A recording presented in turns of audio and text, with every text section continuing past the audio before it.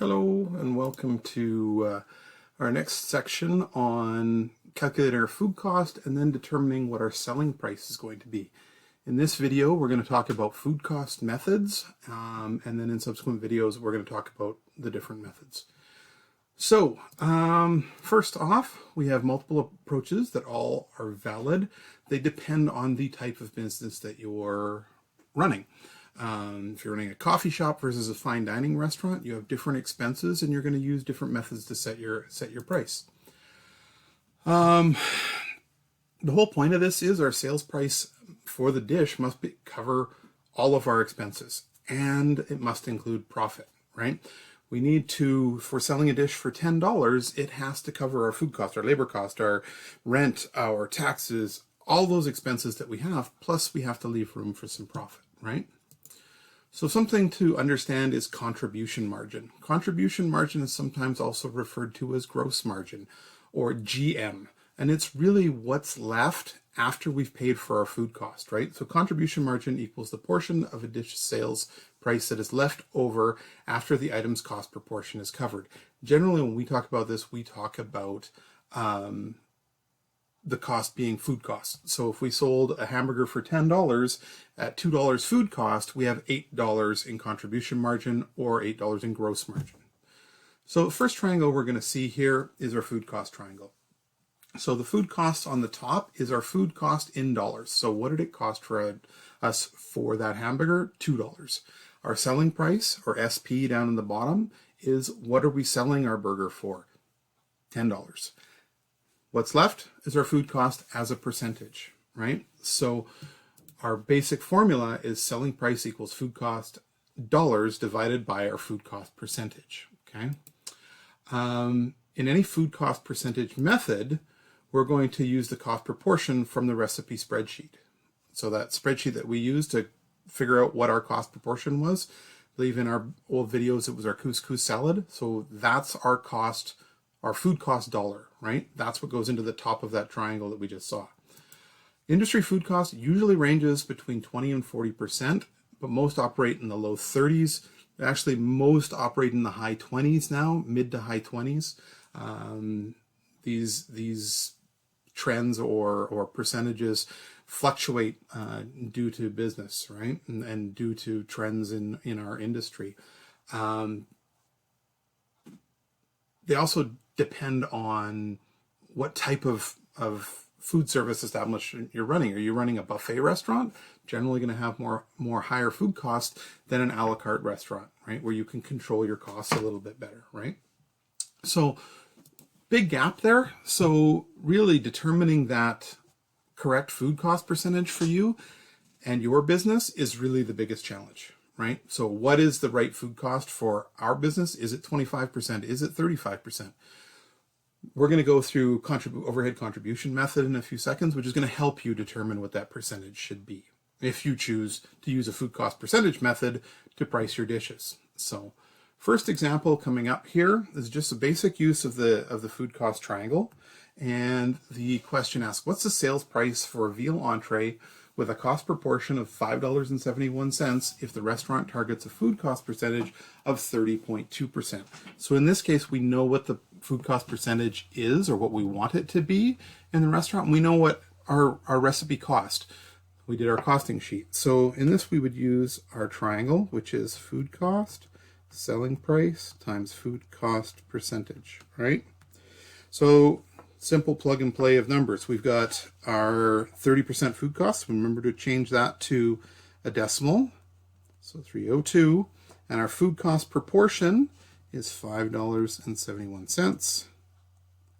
So we simply take the 571 and divide by 0.302, and we're going to end up with $18.92 for our selling price. That's in order for us to hit this 30.2%. Okay, so the next thing we want to talk about is where does that 30.2% come from? And we can use something called overhead contribution method that sort of takes into account all of our expenses and then determines our food cost, right? So it uses historical data to determine our overhead and profit cost and then our food cost percentage. Now, remember, contribution margin was what was left over after our expenses. Now, in this case, we're going to be using all of the expenses that are known from history to determine what our food cost should be, including profit. So if we take our contribution margin as a percentage, we can figure out with our overhead and our profit and divide by our sales to figure out what's left. Okay, and then I'll show you here in a second once we get all these formulas up here. So food cost equals food cost divided by our food cost percentage. So what are we doing for contribution method? Think of our total sales as a pie. If my pen works. So, come on, pen. Sales equals 100%, right? So if we take all of our expenses out of here, including profit, say we've got food cost, and we've got labor cost and rent. Pen doesn't want to work very well today. Rent and, what else do we have? We have our rent, we have our utilities, we have,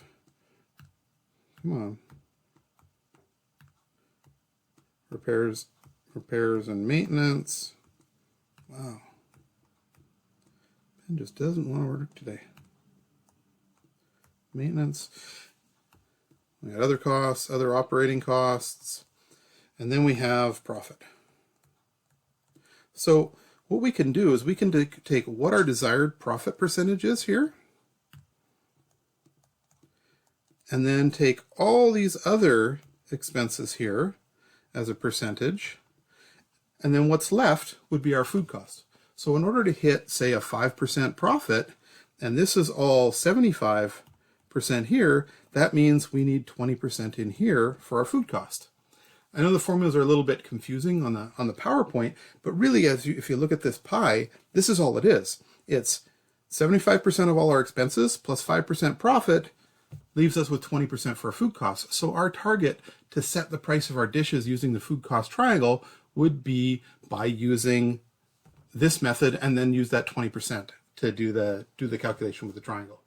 So I'll show you an example here. So a restaurant has an overhead of $710,000 and wants a profit of $47,000 from forecasted sales of $1 million.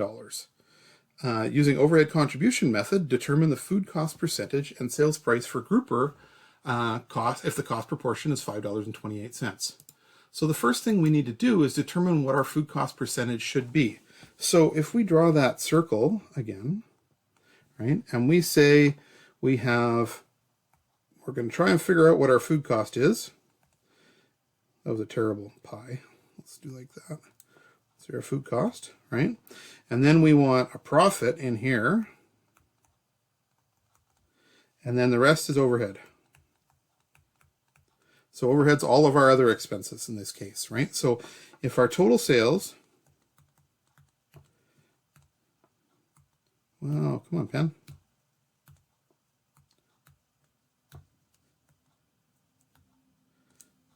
Total sales equals $1 million. One more zero. And we have our overhead is $710,000. And our profit is going to be $47,000. We can figure out how much that food cost is.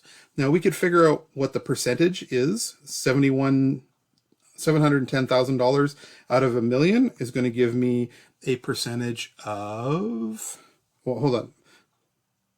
We'll take our overhead plus our profit. So $710,000 plus $47,000 equals a total of, I'm going to add it up here.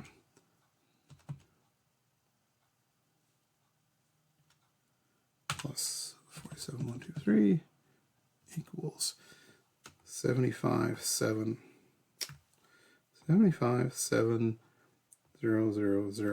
So we can take that out of $1 million and determine that we've got 75.7%, right?